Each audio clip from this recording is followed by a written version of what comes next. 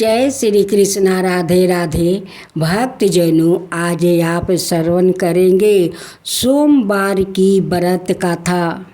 भोलेनाथ का कथा सुनने से मन का शांति मिलता है। भोलेनाथ सबको मनोकामना पूरा करते हैं। अमरपुर नगर में एक धनी व्यापारी रहता था। दूर दूर तक उसका व्यापार फैला हुआ था। नगर में उस व्यापारी का सभी लोग मान सम्मान करते थे। इतना सब कुछ होने पर भी वो व्यापारी अंत मन से बहुत दुखी था, क्योंकि उस व्यापारी का कोई पुत्र नहीं था। दिन रात उसे एक ही चिंता सताती रहती थी। उसकी मृत्यु के बाद उसके इतने बड़े व्यापार और धन संपत्ति को कौन संभालेगा। पुत्र पाने की इच्छा से वो व्यापारी प्रति सोमवार के दिन भगवान शिव की व्रत पूजा किया करता था। संध्या काल को व्यापारी शिव मंदिर में जाकर भगवान शिव के सामने घी का दीपक जलाया करता था। उस व्यापारी की भक्ति देखकर एक दिन माता पार्वती ने भगवान शिव से कहा, हे प्राणनाथ, यह व्यापारी आपका सच्चा भक्त है। कितने दिनों से यह सोमवार का व्रत और पूजा नियमित कर रहा है। भगवान, आप इस व्यापारी की मनोकामना अवश्य पूर्ण करें। भगवान शिव ने मुस्कुराते हुए कहा, हे पार्वती, इस संसार में सबको उसके कर्मों के अनुसार फल की प्राप्ति होती है। प्राणी जैसी कर्म करती है उन्हें वैसी ही फल प्राप्ति होती है। इसके बावजूद पार्वती जी नहीं मानी। उन्होंने आग्रह करते हुए कहा, नहीं प्राणनाथ, आपको इस व्यापारी की इच्छा पूरी करना ही पड़ेगी। यही आपका अनाय भक्त है। प्रति सोमवार आपका विधिवत व्रत करता है और पूजा अर्चना के बाद आपको भोग लगाकर एक समय भोजन ग्रहण करता है। आपको इस पुत्र प्राप्ति का वरदान देना ही पड़ेगा। पार्वती का इतना आग्रह देखकर भगवान शिव ने कहा, तुम्हारे आग्रह पर मैं इस व्यापारी को पुत्र प्राप्ति का वरदान देता हूँ, लेकिन इसका पुत्र 16 वर्ष से अधिक जीवित नहीं रहेगा। उसी रात भगवान शिव ने सपने में उस व्यापारी को दर्शन देकर उसे पुत्र प्राप्ति का वरदान दिया और उसके पुत्र के 16 वर्ष तक जीवित रहने की बात भी बताई। भगवान के वरदान से व्यापारी को खुशी तो हुई, लेकिन पुत्र की अल्प आयु की चिंता ने उसे खुशी को नष्ट कर दिया। व्यापारी पहले की तरह सोमवार का विधिवत व्रत करता रहा। कुछ महीने पश्चात उसके घर अति सुंदर पुत्र उत्पन्न हुआ। पुत्र जन्म से व्यापारी के घर में खुशियाँ भर गई। बहुत धूमधाम से पुत्र जन्म का समारोह मनाया गया। व्यापारी को पुत्र जन्म की अधिक खुशी नहीं हुई, क्योंकि उसे पुत्र की अल्प आयु के रहस्य का पता था। यह रहस्य घर में किसी को नहीं मालूम था। वृद्धन ब्राह्मणों ने उस पुत्र का नाम अमर रखा। जब अमर 12 वर्ष के हुआ तो शिक्षा के लिए उसे बनारसी भेजने का निश्चय हुआ। व्यापारी ने अमर के मामा दीपचंद को बुलाया और कहा कि अमर को शिक्षा प्राप्ति करने के लिए बनारसी छोड़ आओ। अमर अपने मामा के साथ शिक्षा प्राप्ति करने के लिए चल दिया। रास्ते में जहाँ भी अमर और दीपचंद रात्रि विश्राम के लिए ठहरते, वो ही जग करते और ब्राह्मणों को भोजन कराते थे। लंबी यात्रा के बाद अमर और दीपचंद एक नगर में पहुंच गया। उस नगर के राजा की कन्या का विवाह की खुशियाँ में पूरे नगर को सजाया गया था।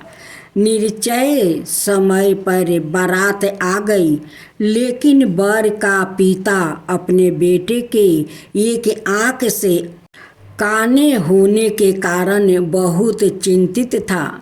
उसे इस बात का भय सता रहा था कि राजा को इस बात का पता चलने पर कहीं वो विवाह से इनकार ना कर दे, इससे उसकी बदनामी होगी। वर के पिता ने अमर को देखा तो उसके मस्तक में एक विचार आया। उसने सोचा क्यों ना इस लड़के को दूल्हा बनाकर राजकुमारी से विवाह कर दूं। विवाह के बाद इसको धन देकर विदा कर दूंगा और राजकुमारी को अपने नगर में ले जाऊंगा। वर के पिता ने इसी संबंध में अमर और दीपचंद वर के पिता की बात स्वीकार कर लिया। अमर को दूल्हे के वस्त्र पहनाकर राजकुमारी चंद्रिका से विवाह करवा दिया गया। राजा ने बहुत सा धन देकर राजकुमारी को विदा किया। अमर जब लौट रहा था तो सच नहीं छिपा सका और उसने राजकुमारी की ओढ़नी पर लिख दिया, राजकुमारी चंद्रिका, तुम्हारा विवाह तो मेरे साथ हुआ था। मैं तो बनारसी में शिक्षा प्राप्ति करने जा रहा हूँ। अब तुम्हें जिस लड़का की पत्नी बनना पड़ेगा वो काना है।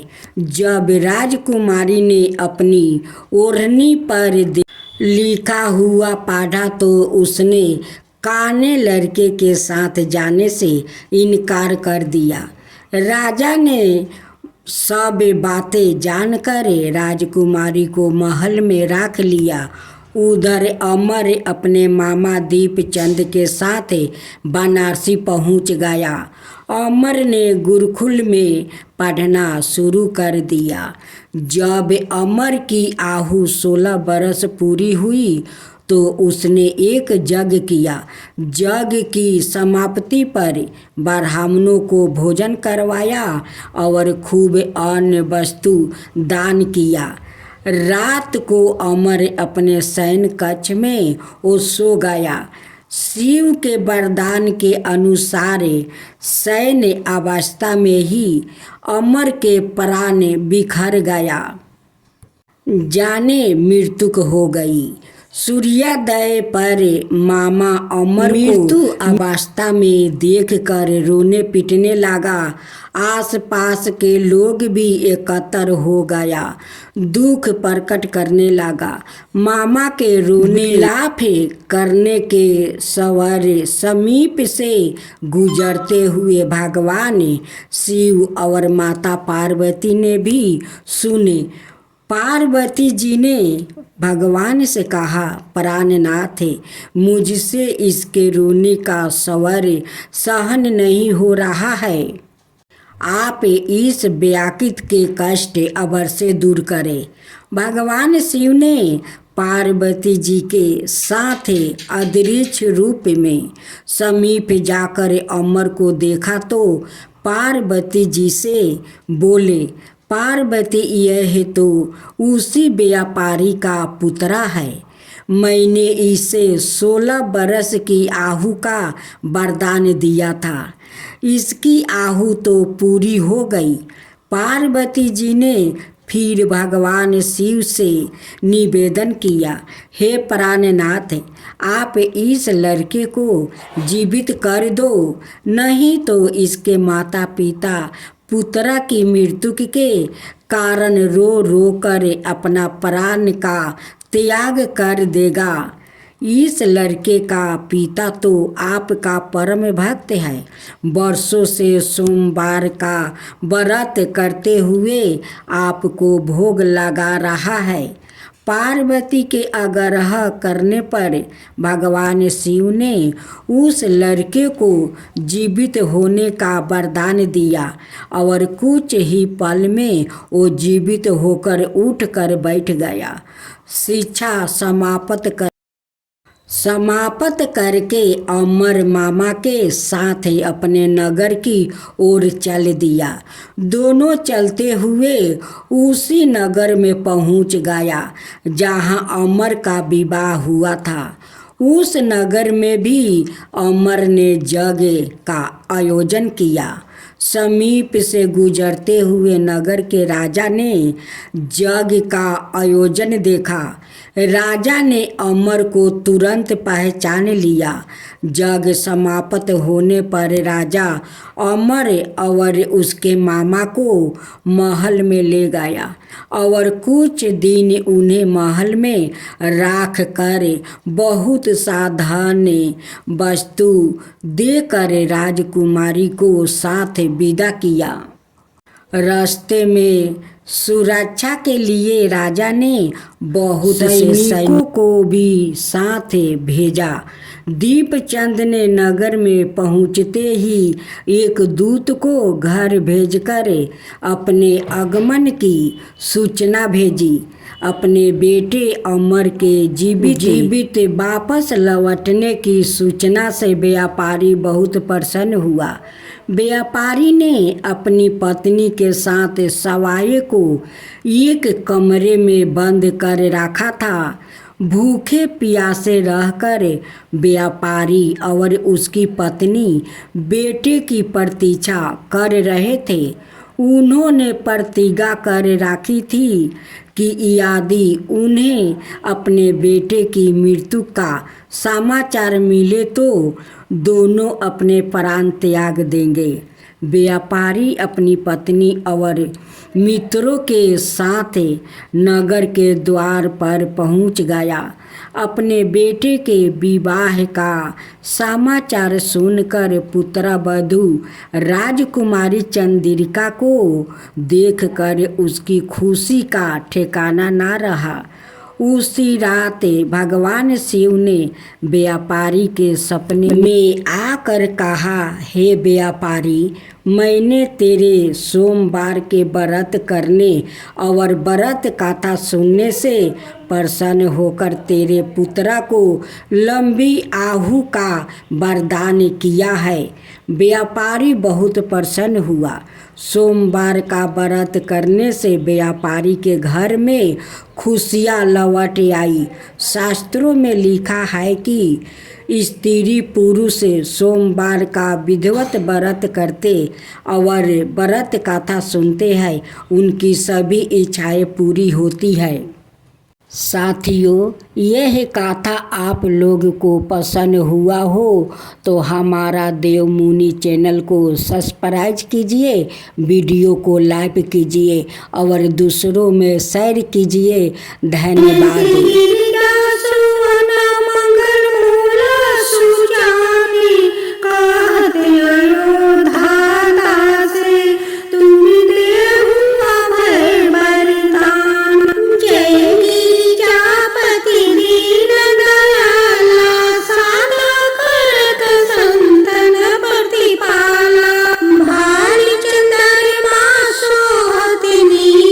कानन कुंडल नाग फरी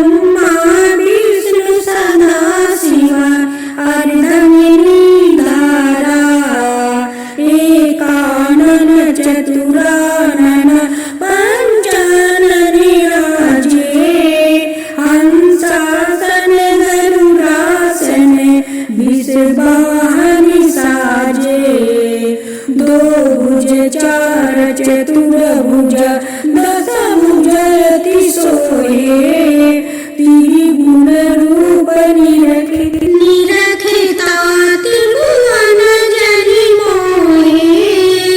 ओम जय शिव ओमकारा अक्षरमाला वनमाला रुद्रमाला धारी चंदन निगम दसोहे बाले शिशिधारी। ओम जय शिव ओमकारा श्वेतांबर पीतांबर बागंबरी अंगे सनिकादिक गरुणादिके भूतादिक संगे करिके मध्यम कमंडलु चक्र त्रिशूलधरिता जगि करिता जगि भरिता जगि संहारि करिता। ओम जय शिव ओमकारा ब्रह्मा विष्णु सदा शिव जानते अभिवेका प्राण वचन में मध्य में यहे तीनों एका। काशी में विश्वनाथ विराजते नंद ब्रह्मचारी नित उठी भोग लगावते महिमायति भारी। ओम जय शिव ओमकारा तिरगुण शिव जी के आरती जो कोई नरि गावे शिव जो कोई नरि गावे कहत शिवानंद स्वामी मन भजत शिवानंद स्वामी मन वांछित फल पावे। ओम जय शिव ओमकारा। ओम